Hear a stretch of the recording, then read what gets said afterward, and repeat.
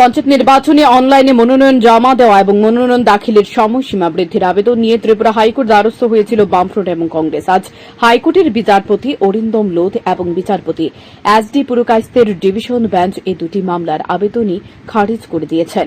কিন্তু রাজ্য সরকার এবং পঞ্চায়েত নির্বাচন কমিশনকে সুষ্ঠু, অবাধ, শান্তিপূর্ণ নির্বাচন করার নির্দেশ দিয়েছেন আদালত। এ বিষয়ে আইনজীবী পুরুষোত্তম রায়বর্মন বলেন, আজকে আমাদের উচ্চ আদালতের মাননীয় বিচারপতি অরিন্দম লোধ এবং মাননীয় বিচারপতি এস দত্ত পুরকায়স্থের ডিভিশন বেঞ্চ এই মামলাটি উঠেছিল। সেই মামলায় আমরা বলেছি যে রাজ্যে নির্বাচনের নামে প্রহসন হচ্ছে এবং অনলাইন নমিনেশন গ্রহণ করার ক্ষেত্রে নির্বাচন কমিশনের কোনো দ্বিধা থাকার কারণ নেই। কারণ আমরা বর্তমানে ডিজিটাল যুগে আছি, সমস্ত কিছু ডিজিটাল মাধ্যমে হচ্ছে। তাহলে কেন নমিনেশন পেপার অনলাইনে জমা দেওয়া যাবে না? এবং সেক্ষেত্রে আমরা উচ্চ আদালতের কাছে প্রয়োজনীয় নির্দেশ প্রার্থনা করেছিলাম।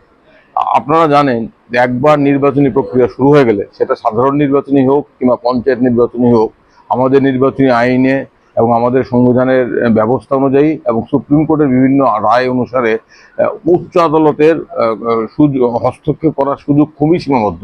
এটা আইনত, যেটা বাস্তব সত্য। তারপরও আজকে উচ্চ আদালত যে রায় দিয়েছে, সেই রায়ে উচ্চ আদালত আমাদের অনলাইন নমিনেশন দাখিল করার দাবির যৌক্তিকতাকে কিন্তু উচ্চ আদালত স্বীকৃতি দিয়েছে।